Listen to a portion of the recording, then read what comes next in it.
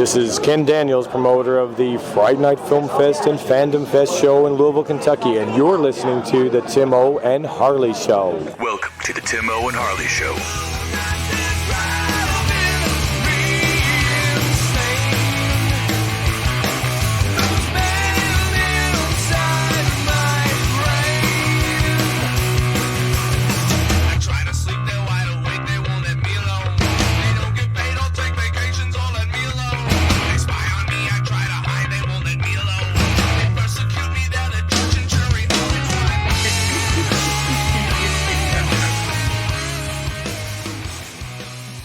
Thank you for listening to the Tim O and Harley Show. I am Tim O. Over there is my partner in mind crime, Mr. Ben Harley. Say hello, Harley.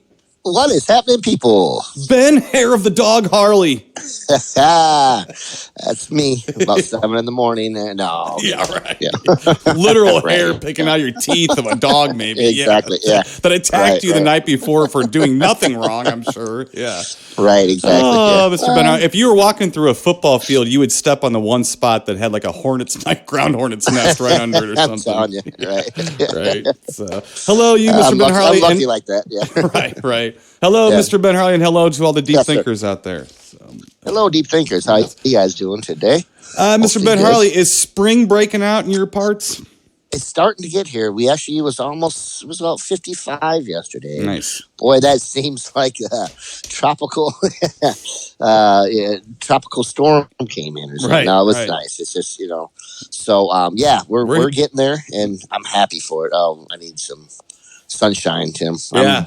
Seriously, I'm so translucent. I stood out yesterday for a minute. I'm like, holy, am I this white? I'm made of the same material as Wonder Woman's plane. Seriously. Right. Damn near translucent. Tim, I'm Right. telling you. It was 72 here yesterday. Oh, wow. Yeah. Nice. It's been getting warmer. Hopefully some of that drifts up here. Yeah, well, I'm trying. I've been outside Yeah. with a fan blowing it your way. I'm just appreciate hoping it. it would help. I'm sure it helped a little bit. I'm not sure if your weathermen over there actually detected my fanning of the warm air up there. I can't exactly get something as efficient as a jet stream going toward you, but I've tried. Tim, I've you're done just my going to have to best. flex your muscles a couple times, and that'll... Right. Yeah. Right. Well, hey, speaking of muscles, Mr. Ben Harley, Yeah. that's a great lead into. I had Thank a you. conversation. I had a conference call, an important business conference call with the Wrecking Crew. Oh, you did? I talked to Shannon Van Meter and Munson At the same time? at the same time. Yes, I did. Absolutely. Whoa. Yeah, they are. They got a podcast How those cooking. two handsome buzzards doing? They got a podcast. That's right. Yeah. Yeah, they got a podcast cooking, and I think it's just called the Wrecking Crew podcast or whatever. But it was good talking to those guys. Got some things cooking, Mr. Ben Harley. I don't want to spring on anybody in the show here. No. But yes, I need to talk to them. They're pretty receptive about it? Yeah. And they've been doing okay. I asked how they were doing because really nobody's seen each other over the last year at all. And it's hard enough for us to see like old convention friends anyway, because A, we don't do as many, if at all, anymore. And B, they weren't available to be done anyway because of the pandemic and everything. So it's good to talk to those guys. Good to hear that they are doing their own little podcast too. So yeah, good. Yeah, I miss those guys. I really do. I miss seeing them, and we have a lot of fun together with them. And I said, yeah, you're right. It's been a long time. It's kind of weird. Like I almost kind of want to do a convention. Right. And I know we hadn't done any in a while, and well, good for them. I'm glad to hear that they're doing good, and they got stuff in the works as well. Well, their first episode, they were telling stories already that I know you know about. One of them had to do with the fire alarm. I know you remember that story. Drinking and smoking in a room. And let's see, another one was David Delarocco from Boondock Saints came in our hotel room, and Shannon Van Meter told the story about how I yelled at him. Yeah. He said he yelled at him like a child. Scolded him. I didn't scold him. I swear I scolded him. So, but it was that was me being me. Harley, like there was no doubt in anyone's mind who I was after that night. Yeah. It was like, oh man, this guy's, I don't know if he's tough, but boy, he won't back down. That's it. He's going to go down swinging. Yeah. I will go down, but I will go down swinging. That's true. So. That's right. Oh boy. So weather's breaking. We got, let's see, things are starting to open up around the country, which is very nice to hear. Yes, very much so. Yeah. So things are looking upward, Mr. Ben Harley. Pretty good stuff. So I got my eye over my shoulder here because 2021 ain't proven itself to me yet, but so far, not too bad. All right, doing all right. Another thing was doing all right, Mr. Ben Harley. I had a pretty interesting week of watching some stuff, watching some movies. So I thought I would run through that with you. And not only that, but we got a hell of an interesting official film this week to talk about as well. And we're gonna have some fun with that. We do, my friend. Yeah, so get your liquor handy because you're gonna need it. So all right, let's see here, Mr. Ben Harley. Yes, sir. Let's see, from 1951. Let's start there. From 1951, and me and you were just talking about this a little bit. We watched The Thing from Another World. Nice. Yes, sir. The original version of The Thing. So, good stuff there. Kenneth Tobey, star of that. James Arness as the creature, as the Thing. And Robert Cornwait as Dr. Carrington, who I was like, now I remember we were reviewing something that he was in.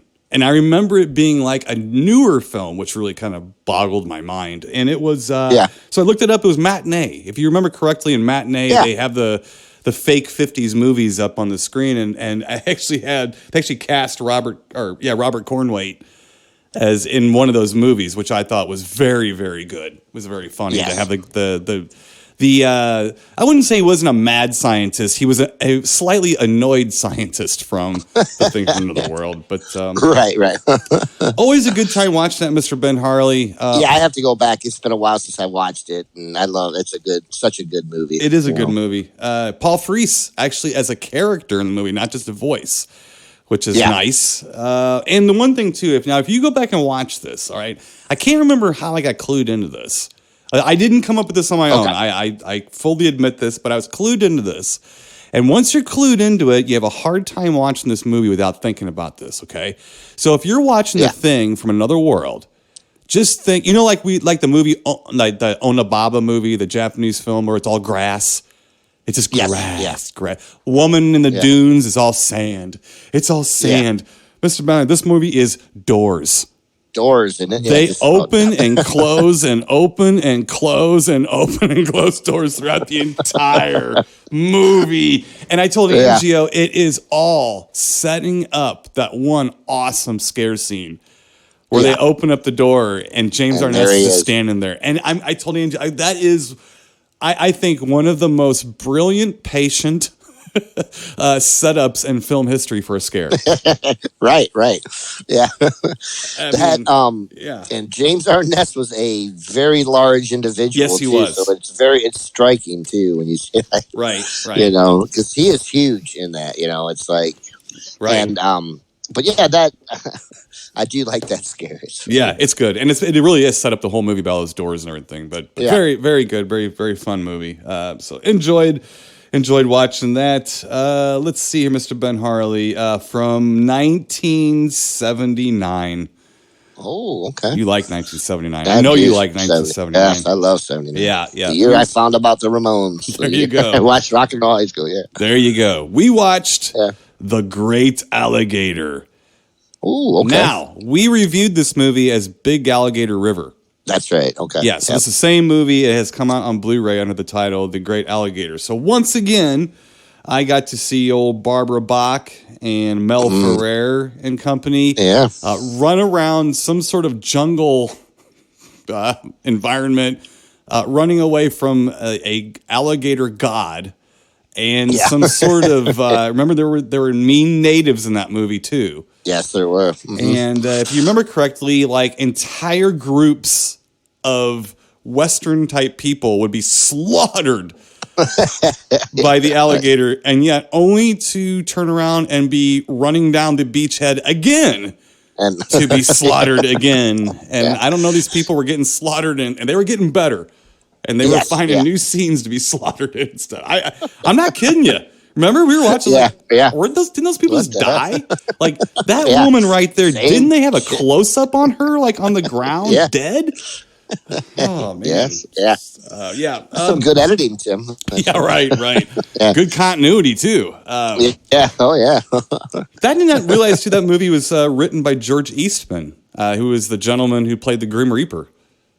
He was the big Italian guy with the beard who played in a lot of those, even the Mad Max type movies and stuff like that. So, and he did a lot with Italian cinema. He is a gentleman who I told you the story about how they asked him to play the father of a heroin addict on television. They offered him a bunch of money, and he's like, "Look, the problems that people deal with in everyday life are not what I want to put up on the screen. Sure, I want to take people on a journey." And I have had a mad bro crush on George Eastman ever since then. So not that I didn't before, because he's the Grim Reaper, and I used to love that. Right. But anyway, fun watching that movie. It's been hard. What a silly, and I'm pretty sure it's a crocodile in the movie too. I don't think it's an alligator. So, right. Got that going for it. Well, we dealt with Mako and it having only one mounted Mako on the wall in the whole movie. Very true. So, very true. Yeah, we can deal with that, right? Absolutely. The 70s, it semantics. It didn't matter. So, just breaking out of the 70s, Mr. Ben Harley here too. And this is a movie I just want to talk to you about because we've been talking about this movie a little bit. You've even been hovering around this movie a little bit lately. It's from 1980. The Fog. The Fog, yes. Yes, did watch. I got that my Scream Queen double feature. You sure that did. I picked up the other day, and so it's been taunting me, Tim. It's been taunting me. So you need to watch that, Harley. I'm sitting there watching this movie. I'm going to watch it late at night. I want to watch it late at night when it's creepy or out, not during the day or something. Because I almost watched it on Saturday. I'm like, no, I'd rather watch it at night. So I'm going to try to set up this weekend to watch it. Okay. Yeah. Or maybe this week. Well, I'm telling you, midnight when it's foggy out. Right. Well, you got to watch this because I'm sitting there watching this movie going, it's got lighthouses in it. It's got pirate ships in it. It's got spooky pirate ghosts. Yes, it's got gloomy things happening out in the water on boats and ships and things. It's got Adrienne Barbeau in it. Oh yeah. Yeah, it's got Buck Flower in it. Yeah, it sure does. Yeah. It's got all the elements, Tim. I don't know, one of my favorite directors, everything. I don't know. At the height of his power. At the height of his power in 1980 also. Yes. Yeah. Well, you're right there. Yeah. Well, I'm going to try to give it another shot, Tim. I'm going to try. I mean, I know I've seen it a few times over the years, and I know we actually even reviewed it. But I'm going to try to give the old college try and really try to absorb it and watch it, like I said, by myself and just kind of right. Well, we try to enjoy it. Right. Angie and I watched it. We talked a little bit about you watching it because I kept telling him, I can't believe this doesn't register with you more because we're like the opening scene with John Houseman telling all the kids on the beach, like the ghost story, and watch it close because he tells the story. He gives the most evil stink eye. And the camera pans up, and it pans up to this beautiful vista shot of the bay, and it just says the fog. I mean, I'm like, gee, what the hell? I mean, if you were there, I might have socked you one right in the ear just because, like, you gotta like this. How do you not like this? This is insanely good. And you know what? You're with Carpenter because Carpenter, he always had problems with it too. And I'm like, you people are just damn near wrong. You're wrong about it, I don't know, Tim. It has everything that I should desire in a film, but I don't know what it is. But we're going to find out when I go back and watch it again. We're going to have a nice long review of it. Well, you need to identify what it is. I mean, the only thing I know. Well, the only thing I can think of, it is a bit more of an ensemble. There's not much of a main character. I mean, you're sitting there with Adrienne Barbeau, you think she's a main character, but then you start spending time with Tom Atkins and Jamie Lee Curtis. Yeah. And then you think they are. Yep. And then you start spending time with Hal Holbrook, and he has a lot of time with Nancy Loomis and with Janet Leigh. Yeah. So they're all kind of... I like Nancy Loomis, too. Yeah. Yeah. Well, she is your type. Yeah. Darn it. I just thought about that. Yeah. I was like, that is a Ben Harley type. Right. Kind of. Yeah, so... all these things are there in place. Now, is it a perfect film as now that we're, how was this? Is it 40 years? It's 40 years old, literally. So, is it perfect? No. Do some things over 40 years show its age and a little wear? Yes, it does. It does. But I think it has more to do with the end, I think, is a little. It ramps up good, but then it kind of it doesn't even fizzle. It just sort of happens. And it's almost as if they didn't, like, Carpenter didn't know exactly how to end it, maybe. Or if he did, it didn't come across perfect. But, I mean, getting there is such a fun ride. And not only that, but I'm sorry, but them ghost pirates in the original film, not the Captain Crunch pirates that they're in the remake, the CD. Those pirates are damn spooky. It's almost as if there are a bunch of decaying Michael Myers in a fog. Yeah. And Ben Harley has problems with this. I don't know. There's something. I know. I'm going to go back. Rob Bottin plays one of them, damn it. He plays the main pirate guy. Well, now I've changed my mind. We'll see. I've changed my mind completely now. We'll see. But Love me some Rob Bottin. Now, did he do the effects for that? Yeah, I think so. Okay. I think so. Yeah, and he did play the Blake, I believe his name was. The Captain Blake was the pirate. The main pirate for the leper colony thing or whatever. So, I mean, I think part of it too was when I watched it when I was a kid, like, I mean, I grew up Catholic. This sounds really funny and bad, so I'm just going to say it how I'm going to say it. Yeah. I grew up a Catholic, so I knew exactly what leprosy was. Yeah. Does that make sense to you? It does, doesn't it? It actually makes sense to you. So if you're not, if like you're Jewish or something, I'm sorry I can't help you with that statement. It is what it is. All right. I knew what leprosy was. It's something that Jesus could cure and only Jesus or something, you know. So I kind of understood what leprosy was, but I think I sort of like was stunned at that part of the story where it was an old leper colony. I'm like, wow, that's an interesting, different take on anything ever.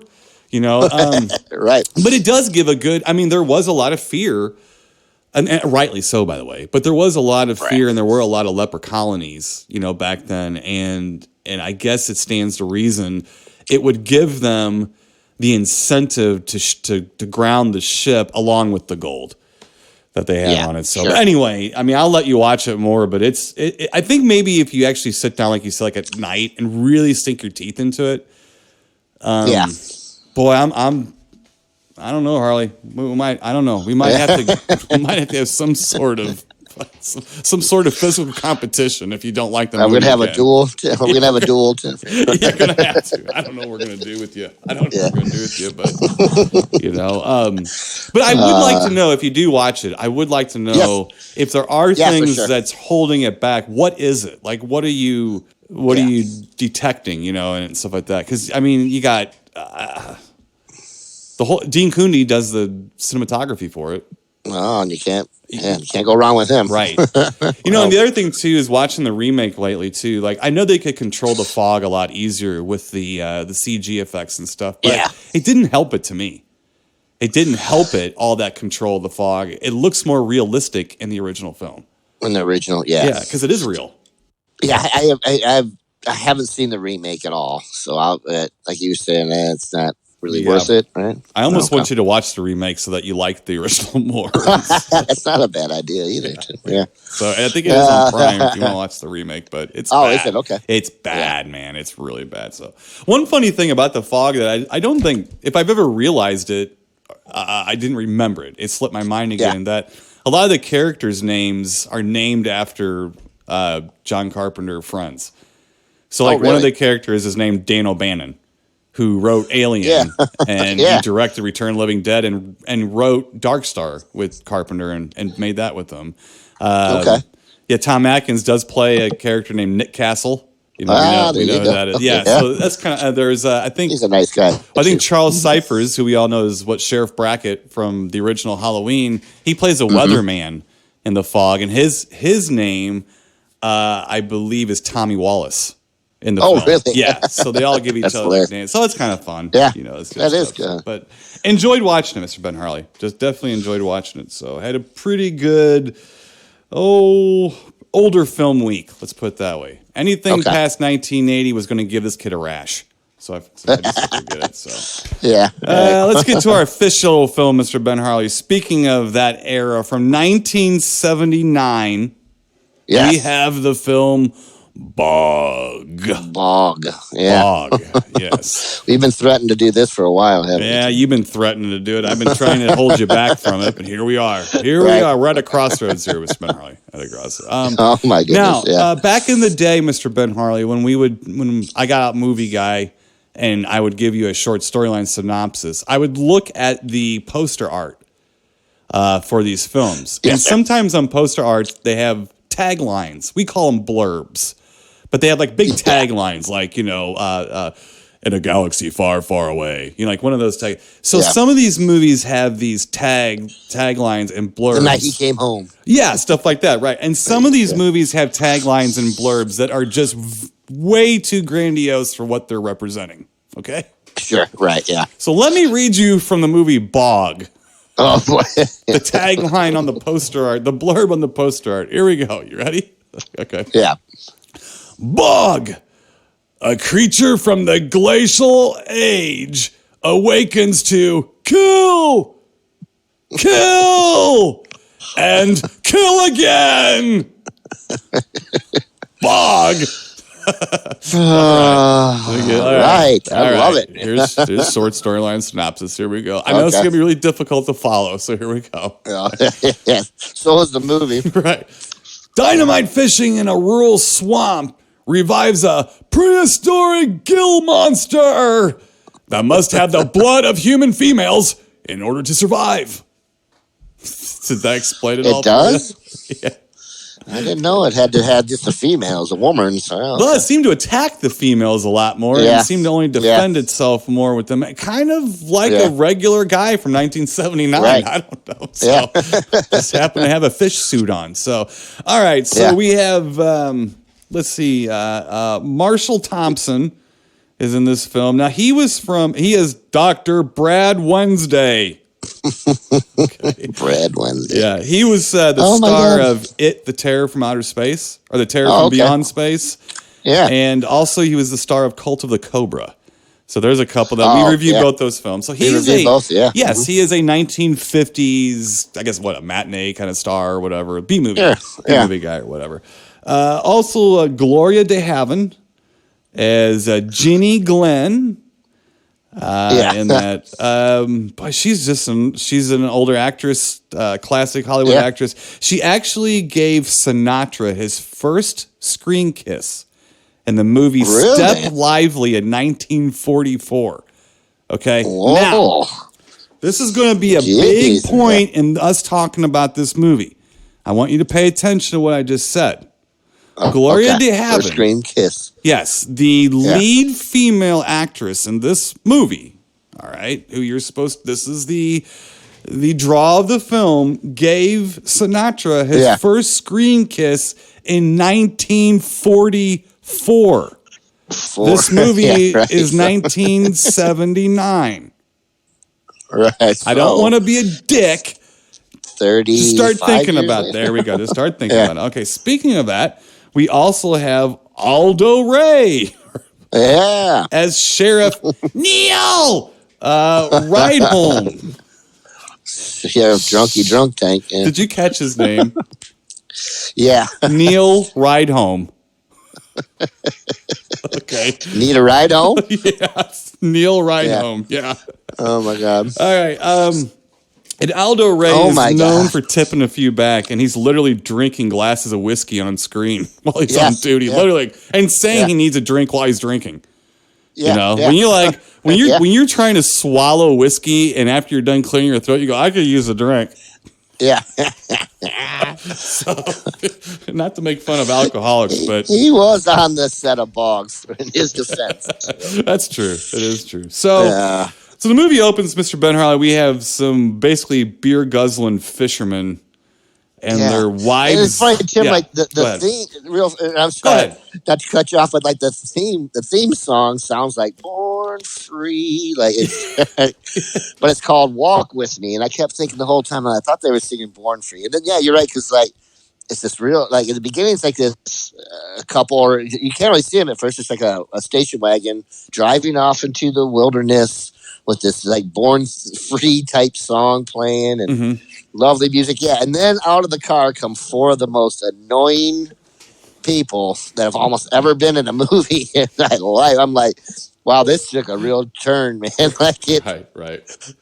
You gotta love a guy, Tim, who drinks, has a 6-pack of beer, has a couple cracked, gives one to his buddy, has one cracked open, but still like 2 or 3 in the beer rings as he's drinking it. You know what I mean? Like, oh, this guy's classy. Oh, he's classy. He's only missing the hard hat with the 2 beer cans on the side of it with the straws going down his mouth, right? Yeah. I mean, that's basically it. Yeah. This movie definitely has a lot to do with drinking and doing stupid things with weaponry out in the woods.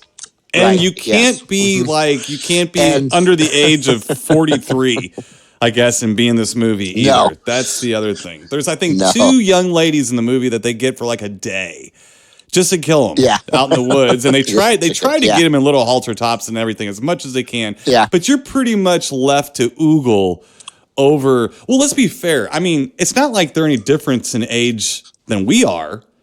But I don't want to see me and you on the TV. No, I want to see attractive people. I don't want to see people like me or you. No offense to me or you. I don't want to see us. And there are a few nice mustaches in the film, and I know how much you love them mustaches. Oh my god, there's a couple of those. Yeah, all those flavor savers. Oh my god, Jesus Christ. So those poor guys lose their wives though, right? So the bog creature takes and so they're kind of bent on revenge through the rest of the movie, right? Yeah, so that's kind of where it starts. So basically what happens, it's true that they're doing dynamite fishing. By the way, this is shot up in Wisconsin. Well, actually, the guy who's doing the dynamite fishing gets killed, and then his boat's there, and they think that some guy just left their boat for them. Like, oh, well, here's a boat. Like, no, that guy got killed, you know? Yeah, I think they only had one boat for the movie. So I think that could be the reason too. So I think that's what raised the bog, right? Is the dynamite or the dynamite fishing, which is quite the way to fish. right. It takes care of things, that's for sure. Yeah. So he gets offed, and then these 2 couples come in, but really, honestly, that's just kind of like opening the film. And you're right. Actually, the best thing about this movie, like literally the best thing, is the music. Yeah, is the songs that are, because it kind of reminds me a little bit of like The Rescuers or something like that, like a real haunting 70s lullaby type of music. And I actually really like it. That to me is the most classy thing. Trust me, by far. Yeah. Far in this movie. There's not a lot of class in this film. No. So basically, so there's a lot of people who just like to fish. Yeah. You know, like they're the kind of guys that wear hats. I'd rather be fishing. You know, and things like that. So with lures in them. Yeah, right. So after the original guy, I guess, wakes up the monster with his dynamite. Gigs off. Then we do have the 2 beer guzzling fishermen guy go out with their wives, and the wives do get attacked. Okay, and then basically what we have is, once we have established there is a creature attacking beer guzzling fishermen out on a lake. Yeah, I mean, we immediately wives and halter tops. Right.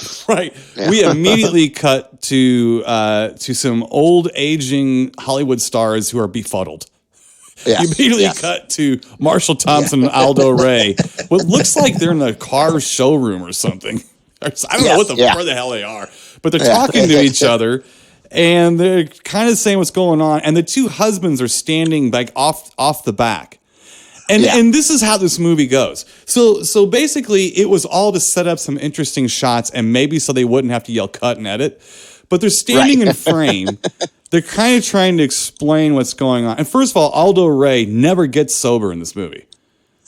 No. So he's stumbling over everything. He bumps into the door the one time, like he's trying to go out the door, and he kind of like bumps into the door jam.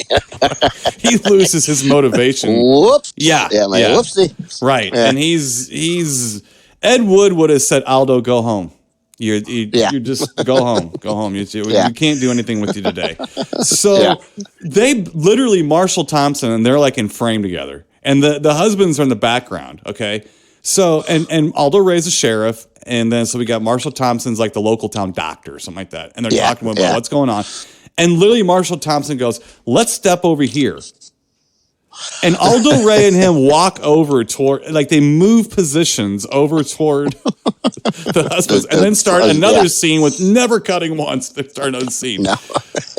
Oh my God. And then Aldo Ray is introducing them to Marshall Thompson, and Aldo Ray can't remember the characters' names. So he's like, this is Bill Smith, and this is Jimmy Valentine, I think, right? Yeah, okay, yeah, that's him. Yeah, and he's literally talking like this throughout the movie. Like, the husbands are going to come while they're doing an autopsy on the wives, and Aldo Ray is sitting back in an office, and he yells to his like deputy, he goes, hey, Yeah. You see those two guys? Those are the women's husbands that are getting autopsied right now. I don't want them coming in.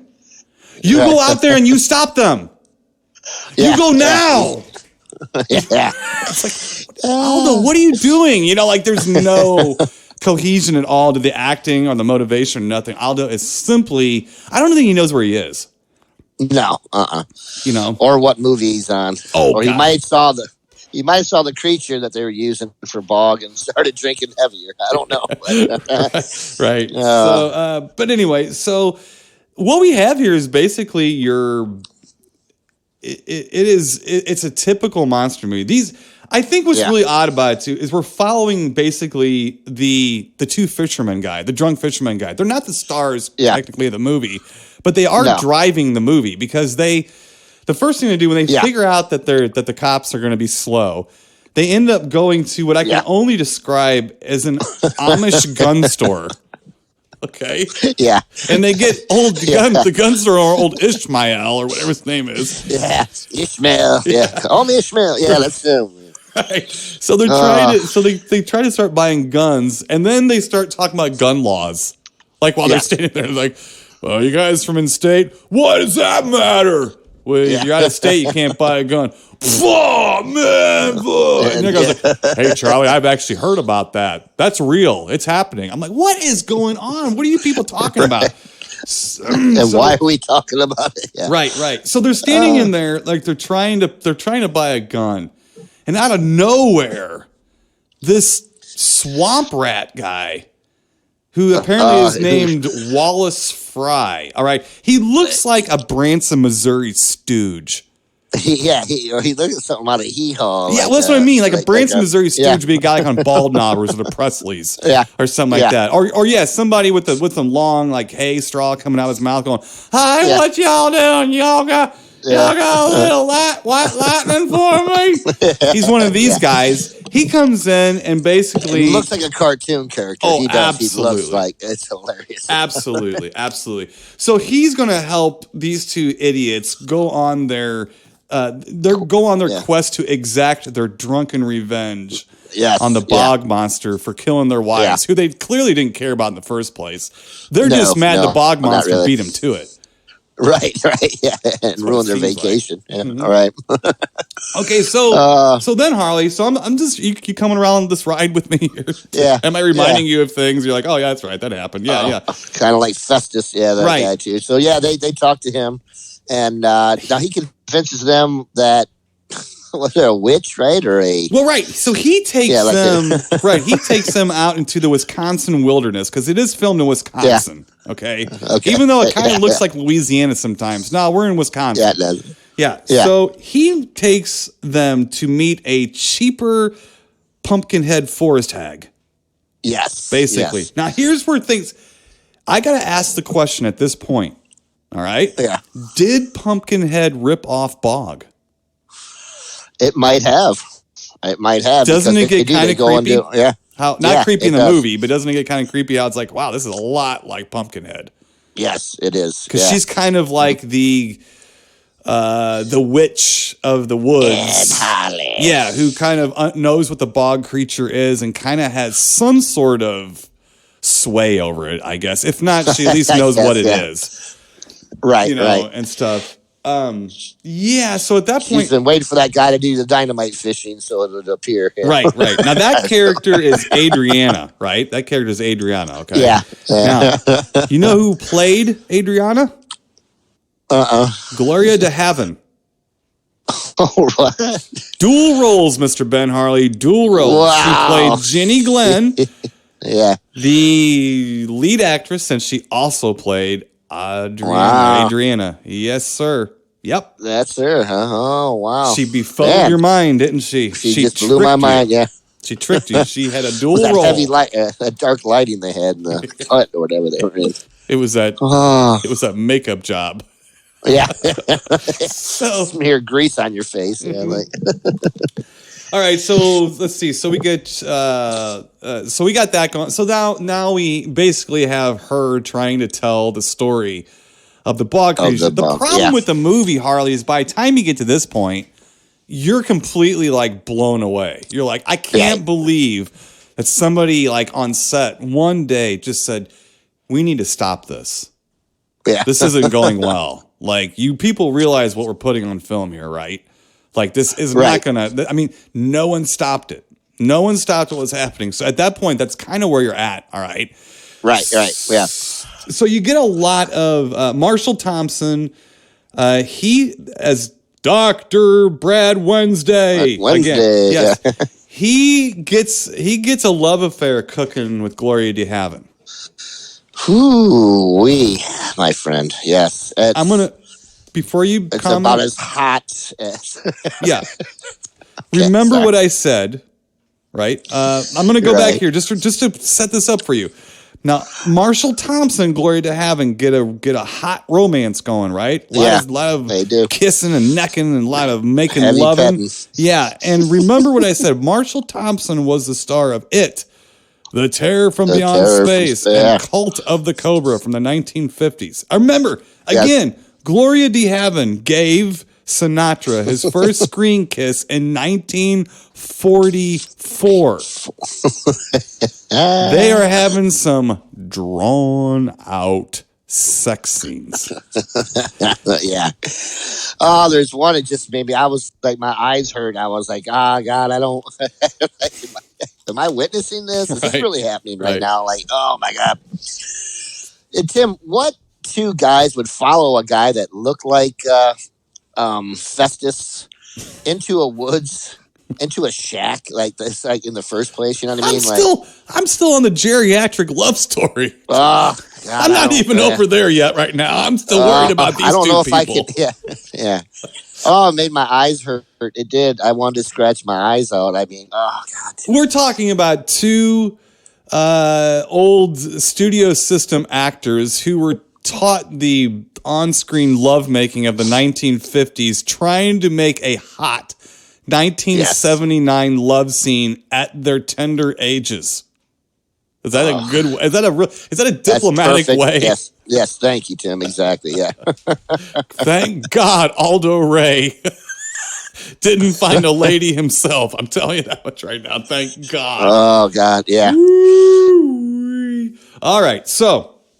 But you're right. Now let's get back to where you're worried about. You're still worried about the two drunk guys with the swamp rat taking them to the sea hag or whatever, or the forest hag. Yeah, and they're talking. It is pretty odd. These guys, nobody sobers up in this movie, by the way. No, they're running around with beers and guns. Oh, right. So they follow this holding guy. Holding the guns by the muzzle and not the the one guy looks right down the barrel. You remember that during the gun store? He looks down the barrel like, what do you expect to find down there? Right. I'm like, not the smartest thing to do. So, it is pretty funny how he just walks in out of nowhere. The characters in this movie pop in and out of existence like subatomic particles. Right, basically. And they don't look like anybody else that lives in the town either. They're so bizarre looking, No, he literally comes in. Me and my friend Even Rude, we'll take you out there. We'll let you help you find the monster that killed your lady friends. It's like, the hell is this guy from? You might be surprised to know, Mr. Benhart, that was the only acting gig that guy has ever credited for. Oh, really? Just telling you. Yeah. I thought he would go on to bigger and better things. No. Well, it was directed by Don Kieslar, who did direct The Capture of Grizzly Adams. I know you saw the capture of Grizzly Adams. Yes, I sure did. Yes, Fuck yeah, 1982. We all saw the capture of Grizzly Adams. You weren't going to miss that any more than you're going to miss Gilligan getting off the island. No, exactly. And how did that happen? They built a boat.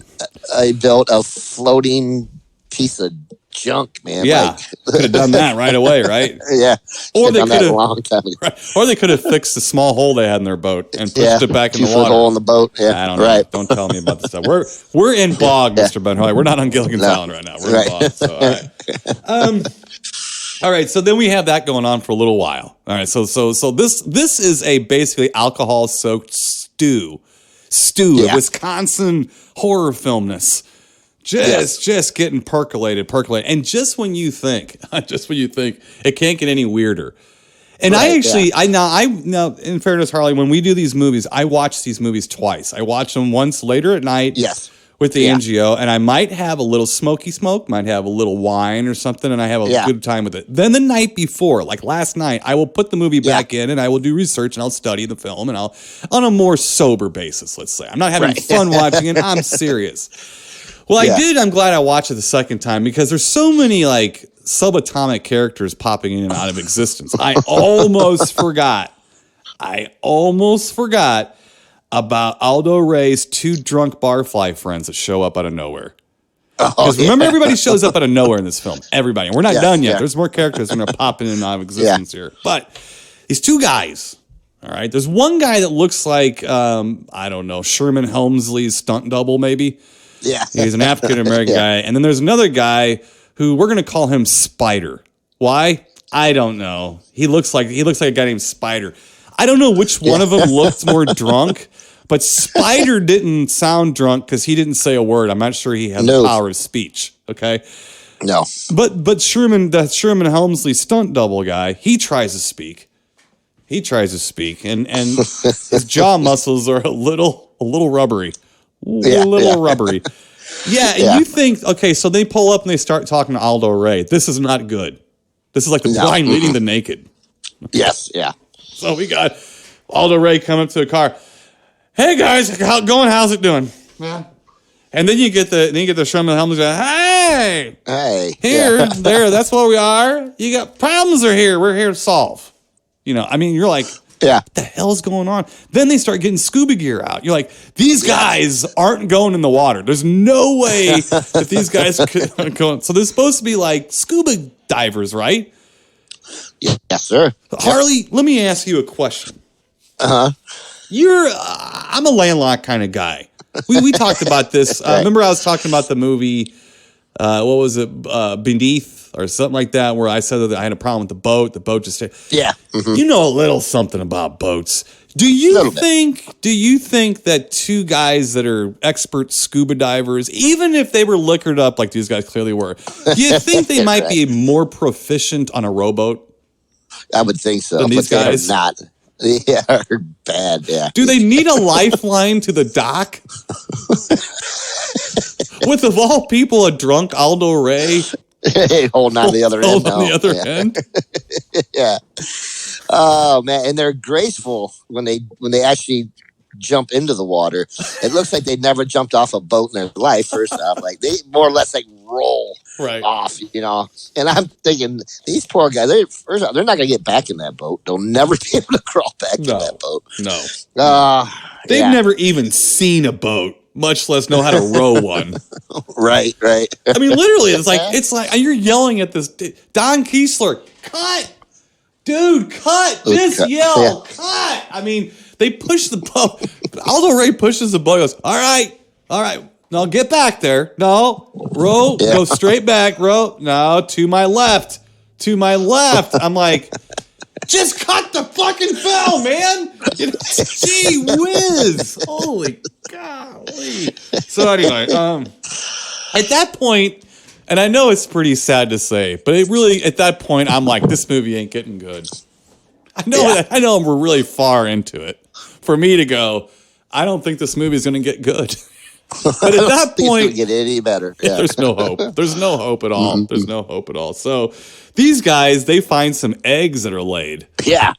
And I guess they're like empty light bulbs or something tied together. They find at the bottom of the lake or whatever, and they pull him up. But what's funny is then they had this really. I think this scene might have been stitched into the movie a little bit. We're going to explain this here a little bit. But Harley. Yeah. So where are we at, Harley? So we're at beer guzzling guys are losing their wives in a lake. Yep. Just met a witch. Right. Met a witch. She explained who the bog guy is, I guess. Yes. We got some divers who found some eggs. Right. Found some eggs. And they bring them back to the marine research place. Yes, but we're still with the divers because they get attacked. Yes. Yes. They get attacked, Mr. Ben Harley. They get attacked by something blowing bubbles in the water. Yeah. I only know there was bubbles being blown in the water and that they were getting tugged around a little bit by their feet every now and then. Yeah. Now, all I can tell you this is that I think it was stitched in. And another time where I think Don Kiesler might have used the power of editing or the word cut could have been when Aldo Ray goes charging down toward the water to try to save him. Yes. Yeah. And Gloria de Haven just starts yelling, Neil! Neil, no, Neil! I will never forget Aldo's Ray's movie, the name in that movie. No, because she starts yelling, it's like, cut, Don, cut, Jesus. Once is funny enough, man. Once is funny enough. Right. They also blow up like part of the bog too, don't they? Like Aldo Ray's character Neil, he goes down there and they put like some plastic explosives. Oh, and I know it's a hell of an explosion too. I was like, wow, I think that might have been more than what they expected. Yeah. But nothing really comes of it, does it? I don't think anything comes of it. Yeah. No, they keep blowing up the water left and right, and it's like, I mean, really, they're just doing shit in the movie. This movie like has nothing. It's like, and it's funny they hooked the bomb up to the car battery too. And he walks up and puts both pieces of wire on the battery, and then there's boom, this big explosion. I'm like, wow, that was some real ingenuity. They're like, right, who does that? Right. Well, I got some plastic explosives. Right. Well, how are we gonna do it? Just open your car or open the hood of your car. Right. Well, just start. You're like, oh my god.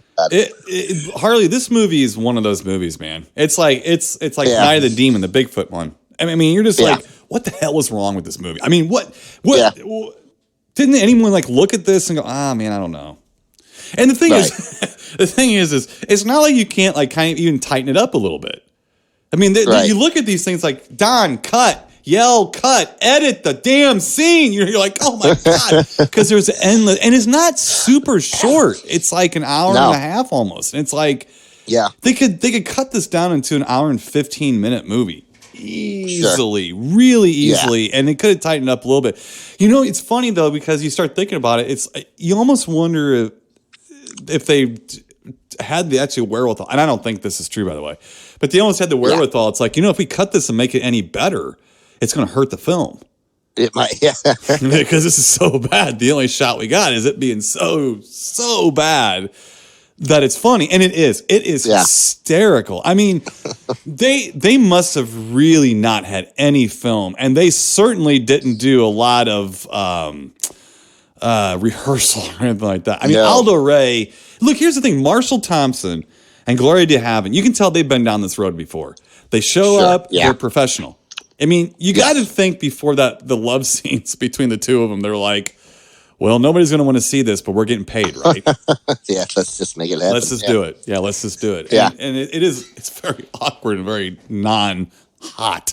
We'll put it that way. But it is awkward. So you get right. So you got to know that they knew they were in some stinky poo-poo. You got to kind of understand. I don't think Aldo Ray knew where he was. And you can almost see it. There's a lot of scenes with the three of them. With Aldo Ray, Gloria de Haven, and Marshall Thompson.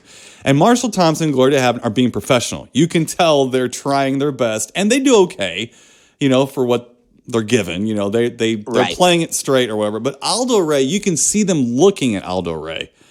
You know what I mean? Like you can see like they're ganging up on him a little. Like, come on, Aldo, quit drinking. Would you quit drinking? He literally, and this is a classic line. We talk about this. Yeah. He literally says in the movie, goes, Well, I don't know if we're talking. I don't know if I believe in a monster with the hypodemic nurdle, a hypodemic nurdle, or a hypodermic needle. I'm okay. I'm okay. The I'm okay part. Yeah. I'm like, I don't think you're okay. I think you're having a stroke. Right. So he literally says, what kind of creature would have a hypodermic needle for a mouth? That's supposed to be a line. Yeah. But he says, what kind of creature would have a hypodemic nurdle? Nurdle, yeah. Yeah, for a mouth. And he corrects himself, and then he's really meaning what he's saying. He corrects himself. Yeah. I'm okay. And he sits down. So he's literally saying, I'm okay. I'm drunk, but I'm okay. He sits down. I'm okay. Don't worry about it. Yeah. And it's in the movie. Keep it. It is keep it. Yeah. No edit, no cut, no nothing. It's like, holy cow. So in the same scene, you get that, and then geriatric kissing. And I'm like, this is... Harley. This is a silly movie. Oh, wow, yeah, man. it is.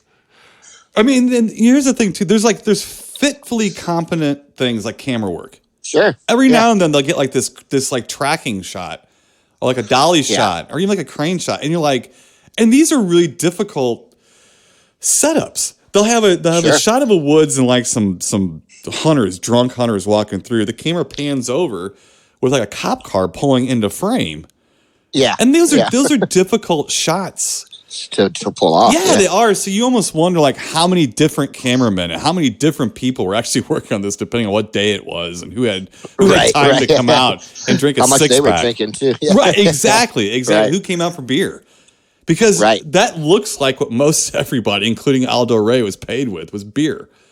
You know, literally, Aldo Ray is drinking whiskey. It's not hiding. They're not hiding it. Mm-mm. He's drinking it. At one point, he breaks out like to have a drink with the two main characters, and like it looks like it's in a shampoo bottle or something. I was like, what is he pouring that out of? You know what I mean? I'm like, stuff. What are you pouring that from? Right. Are you hiding it? Like, or like is that a mouthwash bottle that he's got full of, you know? Right. Has he been hanging out with the legend around here? That's where he learned his stuff. Well, okay, so Ben Harley, now this is where things get good for old Ben Harley. Yeah. Okay, so let me talk about this. Now I talked about where Gloria DeHaven starts yelling, yeah.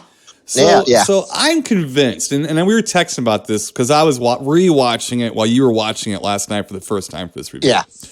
And we're texting back and forth, and you tell me, because we really you didn't confirm this with me or not, but I told you, and what do you think about this? So Aldo Ray gets killed, okay? And it seems like it's stuck in there. Like, it almost like maybe it was shot for the end of the film, but they pulled it back because they do capture the monster and they take it back to their laboratory or do the stuff. So, so it's almost like they added something to the end. And Aldo Ray gets killed and enter a new character who seems to be taking up the space and time that Aldo Ray would be taking up.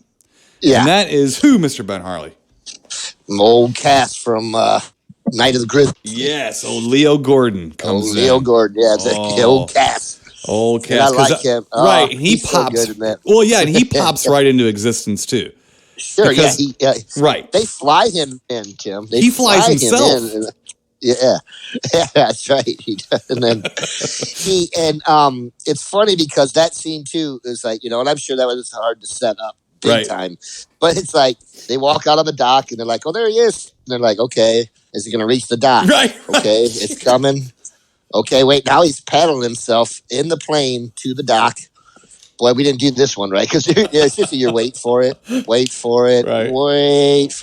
wait a little longer. Oh, okay, now he's halfway to the dock. Now wait for it some more. You're like, oh my gosh. Right. You know, I'm just like, that didn't work out the way they planned. Well, it's fun. You're right because when we were watching too, it's like when you see Motherlode, which is another silly bad movie. Motherlode has this scene where this plane lands in the water, just like in Bog. Okay? Yeah. And it's a really excruciating long scene. And you're wondering, why can't they cut this? Well, in that movie, it was a real thing that happened. It was a mistake on set. The plane actually tips over and goes in the water. Whoa. I don't know if you remember that. We reviewed Mother Love, but the plane flips in the water and goes over in the water and sinks. And it really happened. It was a mistake. And so they kept it. Yeah. So then you understand why there's a little awkward pause, and they just allow it to happen. And this movie, it's the same awkward pause, but nothing interesting happens. It just was like, come on.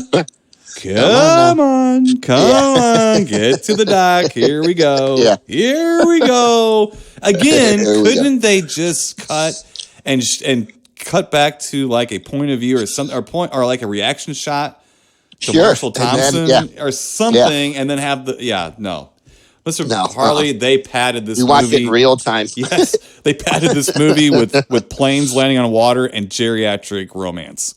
Oh gosh. They did too. Yes, and a lot of drunk guys walking through the woods. Right. Yeah. Well, and this is the thing too. So when Leo Gordon shows up, he appears to be fairly sober. Yes. So it makes me wonder if Aldo Ray wasn't supposed to go to the end of the film and be in the space of Leo Gordon, but they just couldn't handle Aldo anymore because he was not. I don't know where he was. I don't know what script he thought he might have had. But he wasn't using it. Oh, no. You got to tell you, he's got no idea what he's talking about. And they're keeping this stuff. And he is not helping things at all because it's a thin plot to begin with. You're trying to follow. And he's just throwing roadblocks up left and right to your sanity and understanding what the hell you're supposed to be looking at, Yeah. He ain't helping at all, basically. No. I mean, he got the film drunk. It was... I'm telling you, he had there's a couple scenes where he said, the one that we mentioned, but he's just drinking right there. Like, it's, I almost wondered, like, does he know he's being filmed right now? Or is there what's going on here? Like, oh my God. When he says, I need a drink, I literally yelled at the TV, no, you don't. No. Stop. I would have gotten kicked off the set had I been there because I would have done the same thing in the middle of the scene, So, as a matter of fact, I might have been the hero of the film had I done that. Had I done that, they might have actually said, well, you're in it now. Go get in costume. Here you go. You're like, oh no. Yeah. You're swamp rat number 2 now. Here you go. Yeah. There you go. Had to open your mouth, didn't you? Right. Cass is looking like he had one foot in the grave too. He was looking a little worse for wear. Pretty old. Yeah, he was. He was. Right. And he's such a powerful actor, Great voice. Yes. Mm-hmm. Yeah. And they don't really use him too much. I mean, they don't use him well enough in this. Really. Well, no, I literally think what I'm saying is true. I mean, I don't have anything. I don't have anything to prove that. I have no I've never read a story about that. But if you look at how it's made, you're like, man, there's no way. I mean, they were making a movie. I mean, they were literally trying to make a film. And Aldo, they already had him, so they could already use him in the credits because he was a name actor, very famous man, and so you got to sit there and think, I wonder if they killed him off on purpose and they just couldn't handle him anymore. They just, they might have had, because that was what he was in like the last 15 minutes of the movie, Leo Gordon was. Yeah. Mm-hmm. That was it. Yep. And they never mentioned him before that I can recall. No, they don't. Mm-hmm. He just, again, pops into existence. Sure. I do like his name is Dr. John, which is, that's kind of fun. Yeah. Dr. John Warren. Yeah. So, Neil Ride Home. Oh boy! Oh, what about that, dude? That is hilarious. This is one of the greatest films I've ever seen. I don't know about you. It's up there. Let me tell you, I enjoy it, and I'm surprised this isn't a bit of Mystery Science or a riff tracks at some point. I thought the same thing. And the thing is that TV's Frank used to pick out a lot of their films, and they did so much better when they had him around to pick the right films to do. Sure. And he had a knack for knowing when a movie didn't need it. Yeah. I don't know if this movie needs it. Yeah. Right. I mean, right. And that because I'm trying to think. The other day I was trying to watch one. Oh my gosh. It's one of the riff tracks, and it's got Christopher Lee in it from like 77.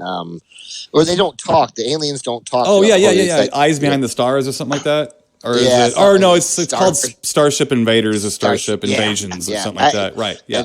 I did not like it. I couldn't. I mean, I didn't even get through it. I'm like, that's rare for me. Now, some of those that So you're right on that as far as picking out the right ones and stuff. But yeah, there's a couple things. It's by movie is how much they let the movie breathe, because sure. If you go back into the Mystery Science, I know we're kind of trailing off here, but it is kind of relevant to Bog, because Bog is a movie that it's hard to imagine was never, out of all of those 200 episodes of Mystery Science Theater and riff tracks, and even the cinematic Titanic that Joel does, they are more successful and the most successful when they allow the movie to be the funny thing, and they're boosting it with their little quips. And I feel like as time went on with riff tracks and stuff, they tried to be the stars of the show. And they were never the stars of the show. It was if they were the stars of the show, we would have all cared about the wraparound segments in Mystery Science more than the movies. Yeah, exactly. But unfortunately, they were the only ones that cared about those wraparound segments. None of us really cared. I watch them now and I appreciate them. They're funny. Sure. Yeah. But when I was younger, I could have edited those out. I just wanted to watch the movies with the riffing going on. Yeah, me too. Me too. I know that bothered them. It always bothered because they worked so hard on those wraparound segments. Oh man, especially for those little monies they had and stuff that they put a lot into that. Too, as a hands-on artist like you are, you have to be fascinated watching that stuff. Mm-hmm. Yes. I mean, absolutely fascinated watching that. Yeah. So I think this movie, I don't know what they would do with it. I mean, I don't know if it's too much. It might be too goofy. There's too much there. They wouldn't know what to riff on. There's nothing not to riff on, is what I'm saying. There's nothing not to do there. So, and I know, as silly as it sounds, when I said, kind of jokingly, did Pumpkinhead rip off Bog? Yeah. I can't. It's funny to say it, but then if you go watch this movie, you're going to go, oh. That wasn't just a joke. It looks like this could have been completely ripped off. Because it's very similar. It's like a cross between Pumpkinhead and Creature from Black Lagoon. Yeah, you're right. Big Great Bape Up to the Rafters is one of the greatest films I've ever seen. Yeah, me too, buddy. I enjoyed it. It's hard. I mean, there's a lot going on. Yeah. So, and hopefully our review wasn't that crazy, but it is just a lot going on. But the thing is there's so many weird things happening in these scenes. It takes you out of the movie. You're like, what the hell just happened right there? And we're scratching we're scratching the surface too, right? I mean, oh yeah, just barely. It's got plenty to. Tim, and actually, I'm gonna also say that I found the bald creature okay. It looked okay, but there is a lot of him, but not really. You either just see his hand, or you see him. I think you get 2 scenes or something, maybe 3, where he's full on. You see the monster. Mm-hmm. So I would have liked to see the monster a little bit more. I would have, I think, but it's funny because first of all, Marshall Thompson does do a pretty funny blinky eye double take, turning around like it's really like Warner Brothers cartoon over the top. That's kind of funny too. But they do have another scene where you're yelling cut at the screen where they do show the monster walking toward them all the people very cautiously. Very like, am I going to attack these people or am I going to slightly annoy them? What am I going to do here? Well, they could have cut that. You didn't need a full body shot of the monster because it looks very rubbery monster and kind of funny looking. But when they did the quick edit close up kind of stuff, there were moments and seconds. We also kind of forgot about the fact that there are these really weird parts where the forest hag is looming around in the woods too, and she gets picked off, doesn't she? Yeah. They shoot her just like, it's 1979. Bang, you're dead. Forget it. Yeah. Have gun, will kill. There you go. Sea hag. Yeah, right. So, I mean, but it's Harley. It's just a silly. It's incredibly entertaining. Yes, it is. Yeah, it's so stupid and so silly, and it's hard to imagine how much work went into it and what they got out of all that work. Because a lot of work went into this movie. big time. Yeah. And I don't think they got much out of it. I don't know. No. I mean, do you seriously, do you think that John Waters saw this movie and threw his arms up in the air and was like, I can't make movies anymore. This is what I've been trying to do for the last 5-10 years, come on. Right. I mean, it's something else, Tim. It is something else. I recommend seeing it. If for our deep thinkers. Yes. If you want a good laugh if you like to be befuddled, right? This is the movie for you. The movie literally makes you uncomfortable for it. Yeah. When they really are pushing. Look, Gloria DeHaven is a nice looking woman. Don't get me wrong. Yes. She's a very attractive woman, but she's our age or older in this. She's older, actually, a little bit. And again, you don't want to see a love scene. I don't want to see that anymore. Turn the lights off or something. No, you don't. There's nothing that needs to be seen about people over a certain age getting funky. Okay? But they really push that. It's almost like they're ignoring the obvious in the movie. Right. They're showing Gloria as if she's 20 years old and she's Linda Carter, basically. Yes. You couldn't wait to see her blouse come undone, which it does. Yeah, it does. And she's walking around with her boobs sticking out. And so I'm like, I don't know. Yeah. All right, Harley. Like I said, though, two giant great babes up. Look, this is one of the worst movies I've ever seen, therefore being one of the best. And it's so infinitely entertaining and funny, and it doesn't let up. A lot of bad movies, Harley, people say, oh, I like that. It's so bad, it's good. Yeah, well, a lot of it is boring. I mean, a lot of bad movies are bad because they just are boring. There's just so much nothing in there. And this is not boring. It's so bad. It's unbelievable. You're just like, holy shit. What the hell is this? What is going on? So, yeah. And that makes it fun. Yeah. It does make it fun. It's a load of laughs. It really is. It is. This is Night of the Demon funny, one of those movies. It's just so funny. Yes. So anyway, giant great bape up, huge great bape up. I don't want to live in a world without this movie. How about you, Harley? No, same thing. Huge great bape up, and I enjoyed it. It's just it's something. Right. I don't know what that something is, but it is something. And I enjoyed it thoroughly. If everyone on the planet had access to this movie, the pandemic would have been a lot easier on the human race. You would have had something to keep you company. It would have kept you happy, put it that way. So, right. All right, Mr. Ben Harley, two giant inexplicable great babes up for Bog. Just incredibly, tremendously entertaining, silly, bad movie. Right. Love it. It's there. And I do like the actors. I really like Marshall Thompson and Leo Gordon. I like both of them a lot. And to see Leo Gordon and Marshall Thompson go to hand battle with the monster at the end. It's something else. It is. Sure. It's one of the best shot scenes in the film too. It's absolutely compliment, So, but you got to remember these are 80-years beating up a monster, basically. So and they run a car into it, and it's funny. They smash it. Stunts. So, yes. All right, Mr. Ben, let's get the hell out of here. Enjoyed Bog thoroughly. Glad we did it. And I don't know what we're doing next week, Mr. Ben Harley, but I bet it might be slimy. It's going to be slimy and boggy. So, until then, Mr. Ben Harley, and all you deep thinkers, be good to each other. Stay safe.